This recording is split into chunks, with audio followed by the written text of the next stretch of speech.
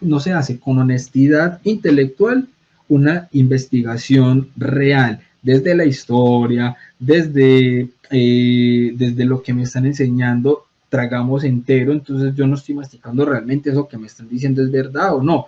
Entonces, muchas veces tenemos una idolatría a aquel o a esta religión como tal, pero sin darme cuenta que yo estoy reemplazando lo que es en realidad Dios por esto que me están mostrando como Dios. Por tanto, no sería Dios, sería un Dios falso, y en ese orden de ideas se convierte en una idolatría, ¿ya?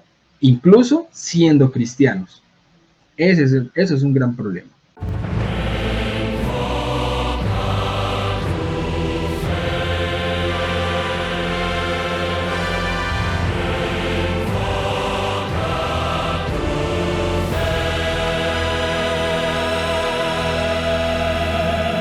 Entrando en materia, la idea es que vamos a hablar hoy de la idolatría, pero yo voy a enmarcar el tema de la idolatría precisamente, aunque voy a explicarla desde varios aspectos, voy a enmarcarla especialmente haciéndole un jalón de orejas a los católicos.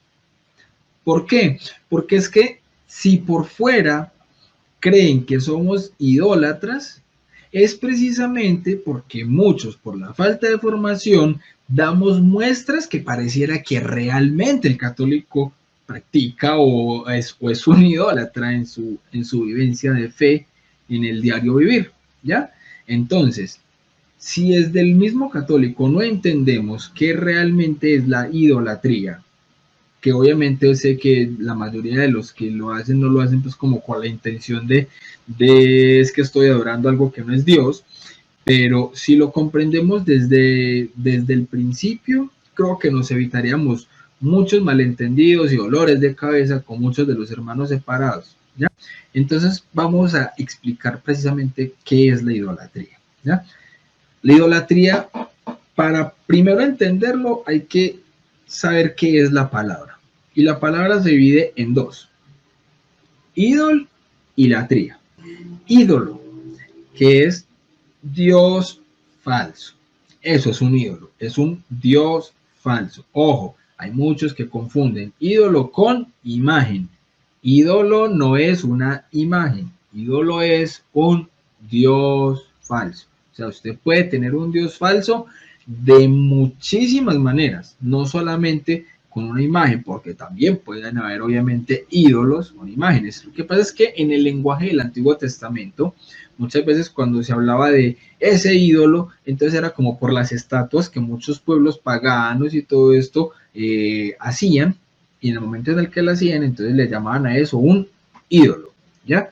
Y por eso el pueblo judío hablaba del tema de la idolatría, pero no quiere decir que el tema de la idolatría se reduzca únicamente a ese tema de estatuas creadas para rendirles un culto. Entonces, ídolo igual a Dios falso.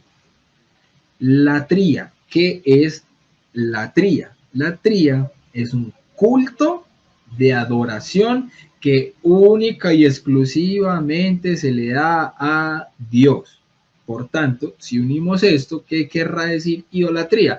Es adorar a un Dios falso o rendirle un culto de adoración a un Dios falso. Pero entonces ahí entra un tema muy claro, y es entonces, ¿qué es adorar? ¿Adorar qué es? Pues bien lo estábamos hablando, es rendir culto a una persona o a una cosa que se le considere divina. Rendirle un culto a una persona o cosa que se le considere divina, pero hay que entender qué tipo de culto, porque no todo culto y no siempre que hablamos de culto estamos hablando de adoración. Ya vamos a ir a esa parte. Entonces, dicen las escrituras en Juan capítulo 4 en el versículo 23 que los verdaderos adoradores adoran en espíritu y en verdad.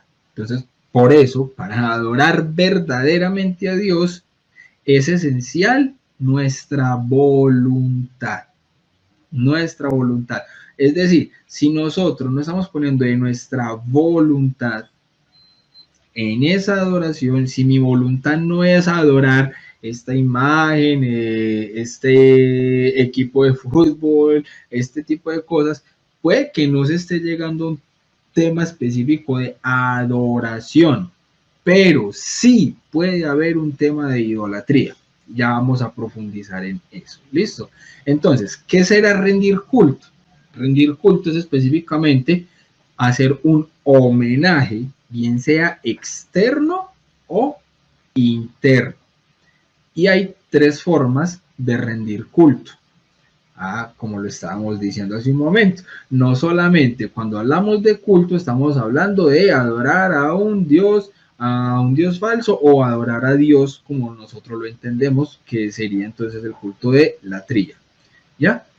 Entonces, ¿cuáles son las tres formas de culto que hay? Es el culto de latría, que es la primera que ya mencionamos, homenaje que se le dedica únicamente a Dios.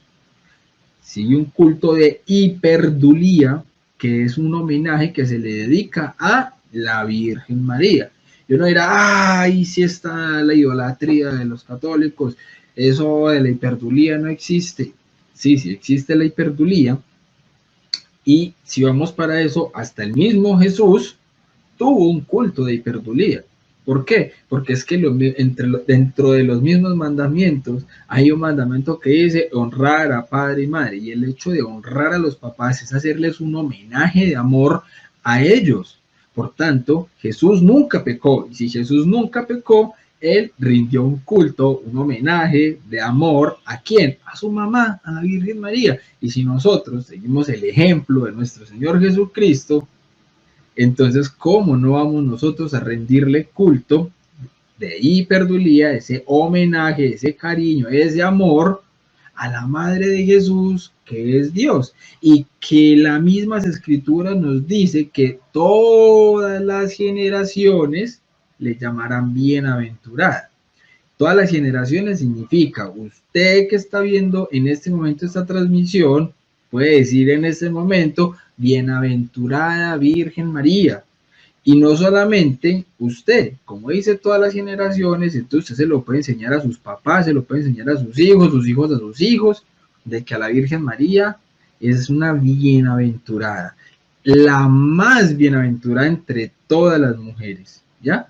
Y que Jesús la amó. Es más, usted nunca va a poder llegar a amar a la Virgen María más de lo que la amó el mismo Jesucristo. Partamos de ahí.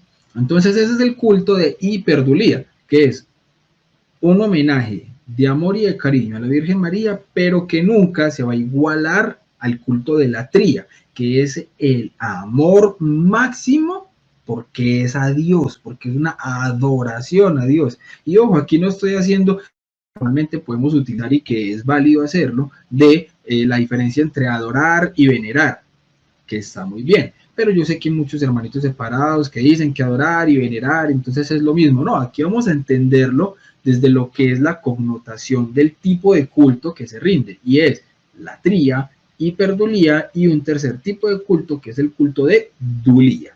¿Qué es el culto de dulía? Es un homenaje, cariño, amor que se le hace a los ángeles y a los santos, ¿ya?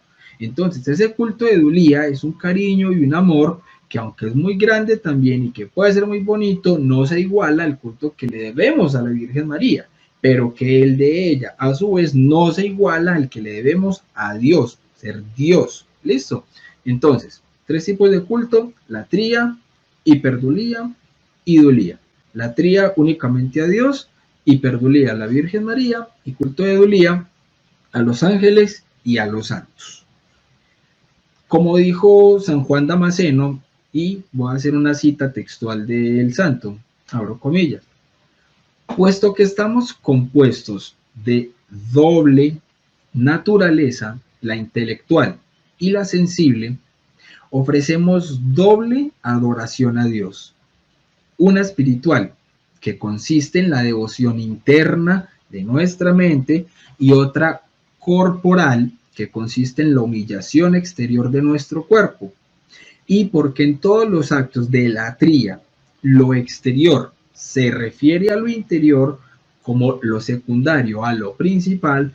Por eso es por lo que la misma adoración exterior se subordina a la interior, para que mediante los signos corporales de la humildad, como decíamos ahorita, de la humildad, se siente empujado nuestro afecto a someterse a Dios, pues lo connatural en nosotros es llegar por lo sensible a lo inteligible.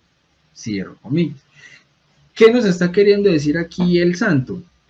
Que nuestros actos externos deben reflejar lo que nosotros realmente estamos queriendo expresar de manera interna, pero no quiere decir que todo acto externo signifique una adoración que nosotros tenemos en nuestra mente que viene desde nuestra voluntad.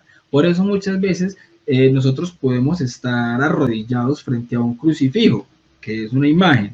¿Y qué es lo que pasa? Ah, entonces está adorando ese pedazo de madera. No, porque mi voluntad, mi mente está puesta en la adoración que yo le tengo a Dios, no al pedazo de madera.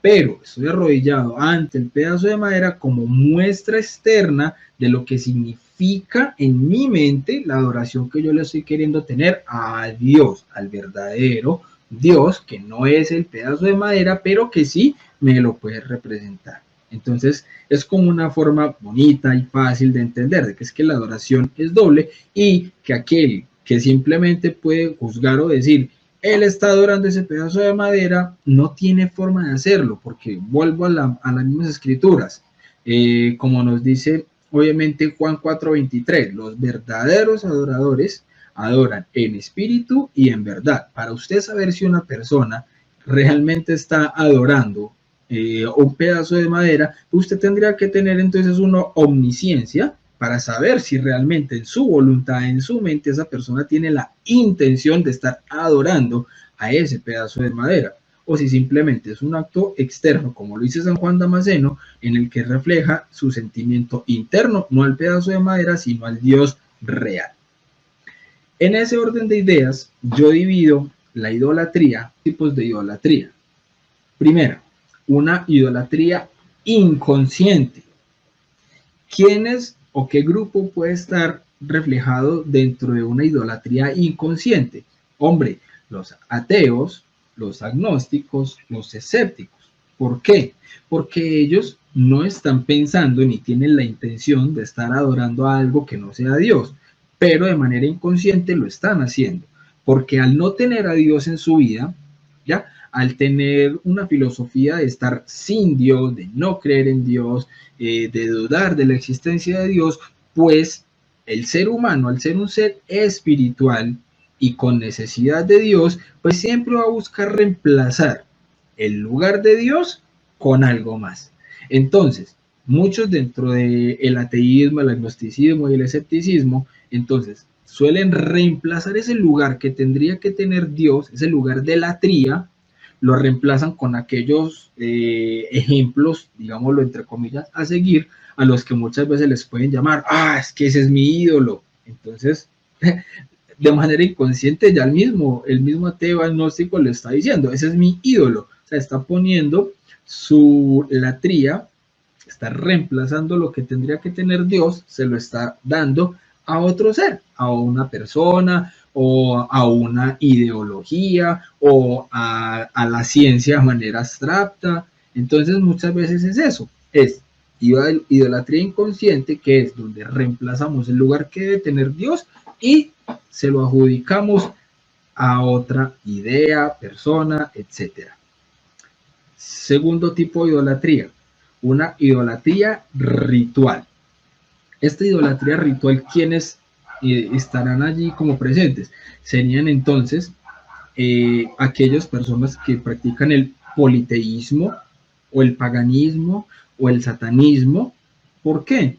Porque sí tienen una concepción de adoración, pero la tienen completamente desordenada.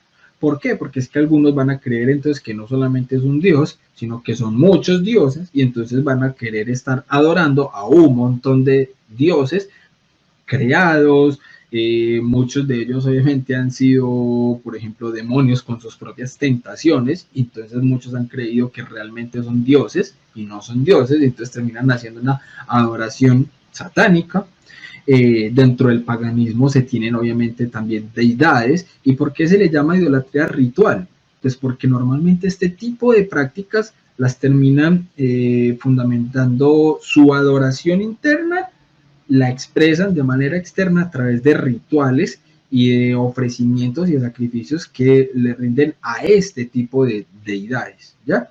Igualmente pasa en el satanismo. Entonces, el satanista como tal, ¿qué va a tener? Va a tener obviamente una idolatría, bien sea con Satanás o bien sea con cualquier otro tipo de demonio, porque puede tenerle entonces esa adoración a algún demonio específico. Entonces ahí eso que debería tener Dios, esa latría, se está reemplazando por esos dioses, por esos rituales, por esos demonios, por ese tipo de deidades que se han creado en ese tipo de rituales.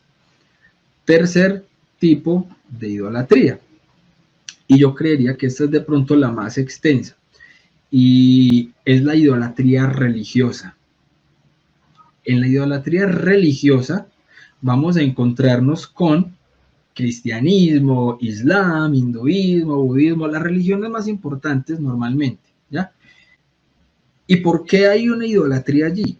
Porque hay personas que se basan más en darle importancia a lo que no la tiene más que lo que la debería tener. Me hago entender. Hay personas que simplemente por la práctica religiosa le dan más importante a la práctica que a quien le están rindiendo a la práctica.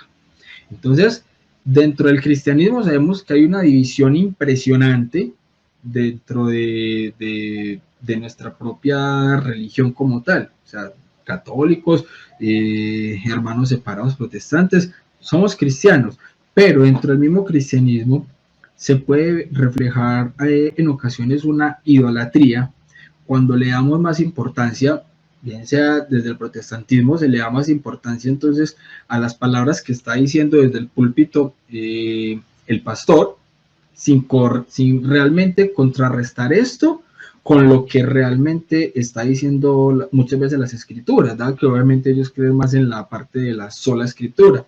Entonces muchos, si el pastor dice tal cita bíblica, ni siquiera muchos van a mirar si realmente lo que está diciendo el pastor es verdad, o quienes van y miran muchas veces no revisan el contexto. Entonces es creer ciegamente en lo que está diciendo el pastor y punto. Y termina siendo la palabra del pastor palabra de Dios. Así esté citando la Biblia. Entonces dice, es que está citando la Biblia, entonces sí es palabra de Dios. Pero recordemos que uno puede citar la Biblia de manera descontextualizada. Yo mismo, siendo ateo, descontextualizaba la Biblia y hablaba con versículos y citas bíblicas. Entonces, cualquiera puede leer y decir citas bíblicas y decir lo que quiera. Yo, con la Biblia, en el libro de Sabiduría, capítulo 2, Sabiduría 2.2, yo podía argumentar y decir que venimos de la nada, que venimos del azar. Y la Biblia lo dice textual. Es más, si alguien sigue leyendo desde el versículo 2 hasta el versículo 10, 11, 12, se van a encontrar con una serie de citas y un montón de cosas que uno dice, pero ¿esto por qué lo dice la Biblia? ¿Esto por qué lo afirman las Sagradas Escrituras? El problema es que se nos olvidó leer el versículo 1. En el versículo 1 dice, los errores que cometen algunos son estos, y empiezan a listarlos. Entonces, si no leo el versículo 1, de ahí para abajo yo voy a poder simplemente argumentar, veas que la Biblia dice esto, dice esto, dice esto, dice lo otro. Y con eso simplemente justificarme en el error y en el pecado. Eso pasa muchas veces y es darle una idolatría a qué, a lo que no la tiene. Y ponemos como Dios a aquel que me está dando entonces una enseñanza, una explicación, y como es una persona que habla de Dios, necesariamente tiene que decir la verdad. Falso. Y lo mismo pasa entonces en esas otras religiones. ¿Por qué? Porque no se hace con honestidad intelectual una investigación real, desde la historia, desde lo que me están enseñando, tragamos entero, entonces yo no estoy masticando realmente eso que me están diciendo es verdad o no. Entonces muchas veces tenemos una idolatría a aquel o a esta religión como tal, pero sin darme cuenta que yo estoy reemplazando lo que es en realidad Dios por esto que me están mostrando como Dios. Por tanto, no sería Dios, sería un Dios falso, y en ese orden de ideas se convierte en una idolatría, ¿ya? Incluso siendo cristianos. Eso es un gran problema. Y aquí viene el otro punto, y aquí es donde viene el jalón de orejas. Este punto de idolatría es la idolatría católica. Ah, sí ve que los católicos sí son idólatras. Sí, todos hemos sido idólatras en algún momento, y no precisamente porque entonces estemos adorando imágenes, estatuas, etcétera. No, eso es lo de menos, porque es que no hay ningún católico que por lo menos esté medianamente bien formado que crea que Dios está dentro de esa imagen, ¿ya? Sabemos que es únicamente lo que lo está representando, pero hemos tenido otros tipos de idolatría más complicados y más peligrosos. Y esa idolatría desde el catolicismo, que es mi fe que yo vivo y lo que yo sé que se vive y que se puede presentar dentro de la Iglesia Católica, y es la mediocridad espiritual. Porque esa mediocridad espiritual lo que nos afecta realmente es la voluntad. Y como decíamos desde el principio, los verdaderos adoradores, que son adoradores en espíritu y en verdad, tenemos que pasar realmente es por un proceso desde nuestra propia voluntad.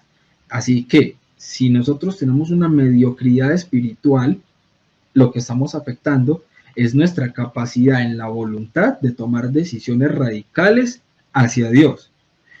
Decía, si recuerdan la frase que estaba exponiendo ahorita de San Juan Damasceno, dice que nosotros a Dios tenemos es que someternos. ¿Qué es someterse a Dios? Es hacerle caso. Hay una gran diferencia entre creer en Dios y creerle a Dios. ¿Yo cómo hago para saber qué es lo que Dios me está diciendo? Como católicos, sabemos que tenemos un trípode que es Biblia, tradición y magisterio. Lo que me diga cualquier sacerdote no es palabra de Dios. Lo que me diga cualquier sacerdote no es el magisterio. Hay sacerdotes equivocados y que tienen una teología errada, contraria a lo que nos dice el magisterio, a lo que nos dicen las Santas Escrituras, a lo que realmente ha enseñado la Iglesia durante todos estos siglos en la tradición, ¿ya? Entonces, en ese orden de ideas, ¿qué es la mediocridad espiritual? Es simplemente lo que muchas veces llamamos como tibieza espiritual. Y esa tibieza espiritual nos puede llevar básicamente ¿a qué? A una idolatría, porque estamos reemplazando el lugar que tiene Dios con un montón de excusas. Entonces estamos poniendo excusas a realmente adorar a Dios como Él se lo merece, como debe de ser en nuestro culto de latría. Entonces, aquí vamos a hablar de 7 excusas de la tibieza espiritual. Primera, esconderse en los mínimos morales. ¿Qué quiere decir esconderse en los mínimos morales? Que nosotros vamos a tener nuestra vida espiritual, vamos a hacerla consistir no en querer hacer feliz a Dios, sino en saber cuál es el límite siempre hasta donde puedo llegar sin pecar. Entonces vamos a preguntar y a cuestionar todo si es pecado o no. Si no es pecado, entonces se puede, ¿ya? Jesús nos decía que sean perfectos como mi Padre es perfecto, o sea, nos está llamando a la santidad. Y para llegar a la santidad no basta solamente con no cometer pecados mortales. Hay que llegar a la santidad, y muchas veces tenemos unas imperfecciones que si nosotros mismos nos relajamos en nuestra vida espiritual, no vamos a poder superarlas. Nos vamos a conformar como que, bueno, pues ya no estoy cometiendo pecados mortales, entonces empiezo a permitirme una serie de cosas que a la final lo que terminan es haciéndome alejar poco a poco de Dios sin darme cuenta. Entonces empiezo a reemplazar a Dios por un montón de excusas. Un ejemplo, que el novio le diga a la novia, amor, ¿a los cuántos días sin visitarte o escribirte es el límite sin que te enojes? ¿ya? O sea, la vida espiritual se tiene que vivir es en términos de amor, ¿ya? Por eso cuando ponemos cualquier otra cosa en el lugar que le corresponde a Dios, caemos en idolatría. Pero si nosotros vivimos en el amor, ni siquiera tendríamos que preguntarnos por esos límites de si peco o no peco. Siempre estaríamos lejos de esos límites si vivimos nuestra vida espiritual desde el amor, poniendo a Dios en el primer lugar, ¿ya? Segunda excusa en la tibieza espiritual: compararse hacia abajo. Ojo, en términos de virtud. ¿Qué es compararse hacia abajo? Hombre, pues yo tengo pecados, pero me regocijo porque hay otros que pecan peor. No, hombre, nosotros tenemos que compararnos con los que ya están en la gloria, los santos. O sea, la ley del mínimo esfuerzo. Como yo estoy aquí y sé que hay otros que pecan peor que yo, entonces me relajo también, normalito. No hay ningún problema porque es que hay otros que, uy, no, esa gente como peca, uy, es gente tan pecadora, horrible, vean, ese es ateo, ni siquiera cree en Dios. Yo por lo menos sí creo en Dios, yo por lo menos sí voy a misa, y eso me recuerda mucho en el pasaje de las escrituras del publicano y el fariseo. ¿Por qué? Porque, Señor, yo te doy muchas gracias porque yo no soy como ese otro que sí es un pecador. Entonces, ¿quién salió justificado esa vez del templo? Ahí queda eso. Entonces, no es compararnos hacia abajo, es mirar realmente los que ya están en el cielo, los santos. Si nosotros nos comparamos con los santos realmente y humildemente, nos vamos a dar cuenta de lo mucho que nos falta, pero para ponernos realmente a trabajar. ¿En qué? En poder llegar hasta allá, así como ellos también pudieron llegar. Tercera excusa: refugiarse en la opinión de la mayoría.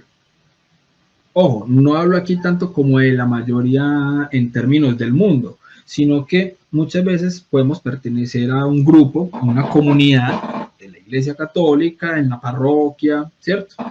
Entonces, como la mayoría piensa de tal manera, entonces yo uso la opinión de la mayoría como excusa para justificar el hecho de no quererme esforzar más, sino mantenerme como en el montón, ¿ya? Y en ese orden de idea, a ese tipo de personas que se pueden estar refugiando en la opinión de la mayoría, se les podría preguntar, ok, ¿cómo se explica entonces el primer mandamiento? Amar a Dios sobre todas las cosas, y ese todas así en mayúscula grande, sobre todas las cosas. Hombre, es que a quien mucho se le da, mucho se le exige. Así que no podemos escondernos entre la opinión del montón cuando ya Dios nos ha dado dones, talentos, gracias y un montón de cosas particulares, a diferencia de otras personas, ¿ya? Entonces, si en el punto 2 era no compararnos hacia abajo, aquí en este tercero es no justificarnos en la ignorancia de la mayoría, porque nosotros podemos tener un conocimiento que el Señor nos ha dado y que otras personas quizás no lo tengan. Entonces no podemos pensar como piensa la mayoría cuando el Señor nos ha dado a nosotros más de lo que le podía haber dado a otros. Me hago entender. Sabemos que ir a misa es un mandamiento. No ir a misa un domingo es pecado, y la mayoría puede estar diciendo, no, yo no voy a misa todos los domingos porque eso no es necesario. Entonces, la mayoría piensan que ir a misa no es necesario, o voy un día por allá a la semana, o solamente una primera comunión, un bautismo, etcétera, y con eso basta. O la mayoría que dice, yo no me confieso con un hombre más pecador que yo, entonces no es necesario confesarse, porque vea que la mayoría piensa que los sacerdotes, como son tan pecadores, yo no me tengo que confesar con esos señores. Bueno, entonces yo voy a pensar como la mayoría, pero yo ya he tenido un conocimiento y yo ya sé que este tipo de cosas no son así como lo está pensando la mayoría, entonces yo tengo que ir a contracorriente. Yo no puedo pensar como piensa la mayoría cuando tengo un conocimiento diferente de las cosas. Cuarta excusa: horror a parecer exagerado. Yo creo que hasta aquí más de uno ya dice, uy, me identifico. Yo me identifico. Entonces, a muchos nos ha pasado. Por eso dije desde el principio que todos hemos caído de alguna manera en idolatría. Hemos reemplazado a Dios con excusas. Entonces, horror a parecer exagerado. Punto 4. ¿Alguno de ustedes alguna vez les han dicho fanático, exagerado, fundamentalista, radical, etcétera, etcétera, etcétera? El problema es que si en algún momento le dijeron así y entonces a partir de ahí cerró la boca y se quedó callado y no siguió diciendo o haciendo nada de manera pública porque el qué dirán, el hecho de que existan ese tipo de condiciones, ¿qué quiere decir? O sea, el hecho de que sí haya efectivamente personas que pueden rayar en un fanatismo, en exageraciones, en fundamentalismos muy extremos, en radicalismos que no tienen sentido, el hecho de que sí existan personas así no es motivo, ojo, no es motivo, primero, de que nosotros tengamos una adecuada formación. Fides et ratio, encíclica San Juan Pablo II, fe y razón. Listo. Tenemos que tener una adecuada formación, donde va la fe, donde va la formación. Mucha fe sola, sin razón, obviamente nos hace fideístas. Y eso sí nos puede volver entonces fanáticos, exagerados, fundamentalistas, radicales. ¿Ya? Y demasiada razón, sin la fe, nos va a volver entre racionalistas y nos va a alejar de lo que es realmente la verdad, una verdad revelada por nuestro Señor Jesucristo en la Iglesia Católica, que es columna y fundamento de la verdad. ¿Listo? Entonces, no se justifica a creer que todo lo que hagamos lo debemos vivir a escondidas para que no nos digan así, o acoplarnos a como dice el mundo que debe ser, y no como nos dice la Iglesia. Entonces, nosotros tenemos que tener prudencia de la manera en la que obviamente sí actuamos, pero no podemos caer en eso entonces de sentir horror a que parezcamos exagerados. No, nosotros somos cristianos y muchos cristianos en los primeros siglos murieron mártires precisamente por defender eso que otros les llamaron fanáticos, exagerados y fundamentalistas. A muchos cristianos les llamaban caníbales porque decían que comían el cuerpo de Cristo. Ellos se retractaron para no parecer exagerados. No, muchos de ellos se hicieron matar por defender la verdad. Entonces, ¿hasta qué punto realmente nosotros estamos adorando en espíritu y en verdad a nuestro Señor? ¿O hasta qué punto nos está dando pena adorar públicamente a nuestro Señor? Punto 5. Entre comillas gigantes, mañana lo haré. Posponer lo importante. Mañana me confieso, mañana rezo el rosario, mañana empiezo la consagración, mañana empiezo a formarme, mañana, después. Hombre, mañana siempre va a haber algo que hacer.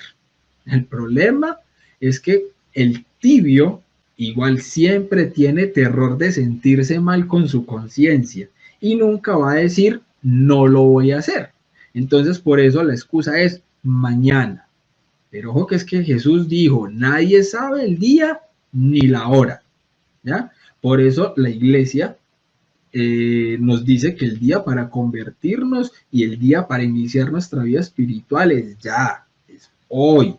Porque entonces nosotros vamos a quedarnos de mañana en mañana en mañana y mañana nunca va a llegar. Y entonces nos empezamos a llenar la conciencia de que, pues, como yo sí lo quiero hacer, entonces me siento bien conmigo mismo, porque no es que yo no quiera, es que simplemente lo estoy aplazando para mañana.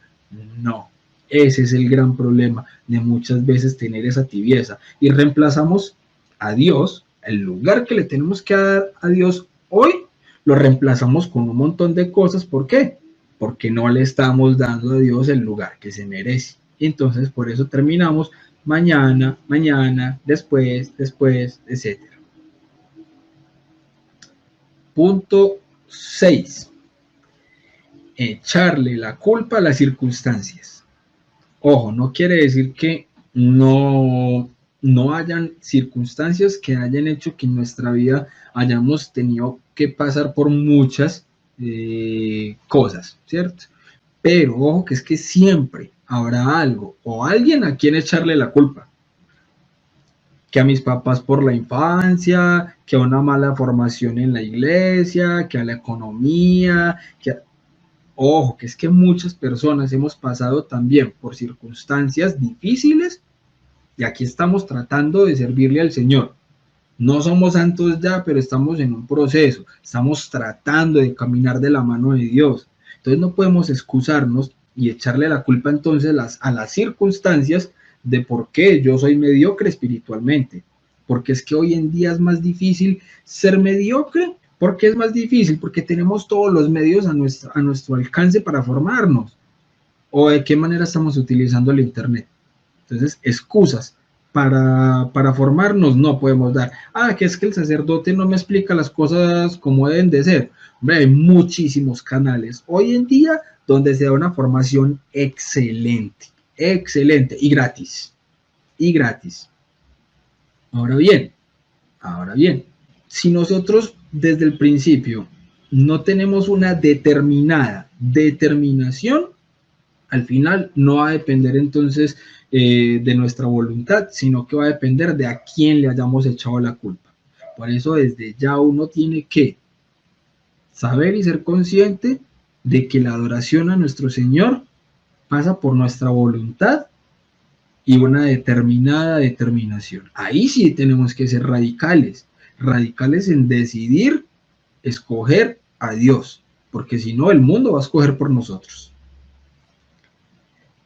Punto 7, y aquí es donde de pronto podemos llegar a decir que hasta del punto 1 al punto 6 hay un querer hacerlo. Hay un querer hacerlo, pero entonces que las circunstancias, que la mayoría, que eso, o sea, se puede tomar como excusas. El problema de este punto 7 es que si nosotros llegamos a este nivel, estamos más cerca de salirnos, de alejarnos de Dios, que realmente de entender lo que es en realidad adorarle a Dios. Y es punto 7, creer que esto no es para mí. Es decir, abro comillas, como el que dice, yo ya lo he intentado y no funcionó. Esto de ser santo no es para mí. Eso en el fondo es decirle a Dios, te equivocaste, me hiciste defectuoso. Si me hubieras hecho mejor, podría haber sido santo. Eso es decir que Dios se equivocó. Pero Dios nos dio un regalo muy hermoso y es el regalo del libre albedrío. La decisión es nuestra. Hay algunos a los que les ha dado más recursos económicos, pero hay otros a los que les ha dado más inteligencia, hay otros a los que les ha dado más virtud, hay otros a los que les ha dado otros dones. Dios es justo y a cada uno de nosotros nos ha dado lo que necesitamos nosotros para llegar a la santidad. A la santidad en nuestra vocación y a eso a lo que el Señor nos ha llamado. Entonces no podemos llegar a ese extremo, decir y creer que esto no es para mí. Esto no es para mí, porque esa sería la excusa máxima para yo no comprometerme a tener realmente una vida de cercanía y espiritualidad radical y determinada con Dios. ¿En dónde? En donde Él mismo nos reveló que debe estar esa verdad, en la iglesia, que es columna y soporte de la verdad. De decir esto no es para mí, hay un solo paso para claudicar de la fe, porque si la virtud y la santidad no son para mí, entonces estoy hecho para el pecado. O sea, si ser santo es vivir en la virtud, entonces si yo digo esto no es para mí, entonces ¿qué es lo que sí es para mí? Eso es lo que debemos realmente preguntarnos y por eso es que debemos tomar esa decisión.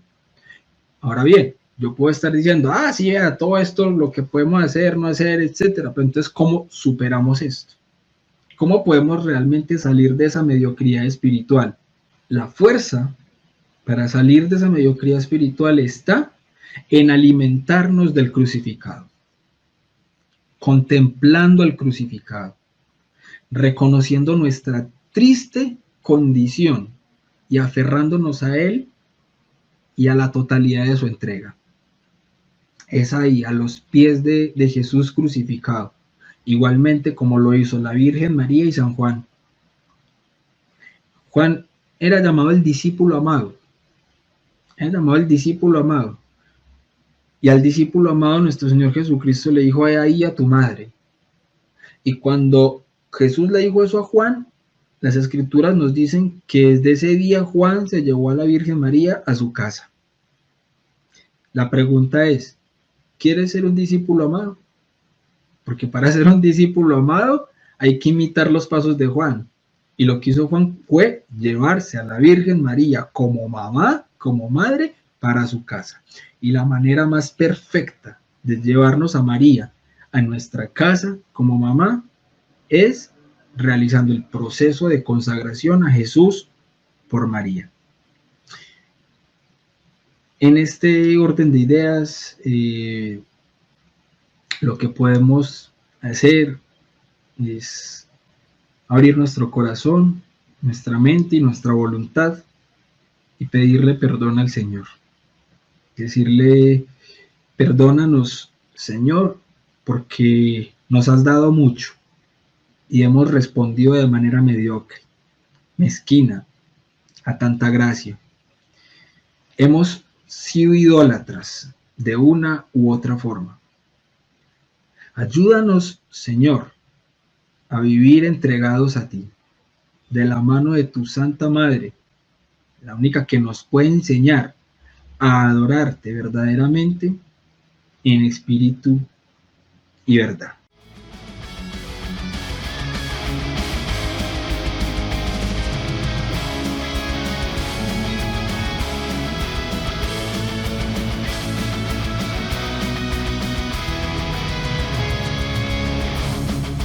Ahora veo claro el camino de salvación,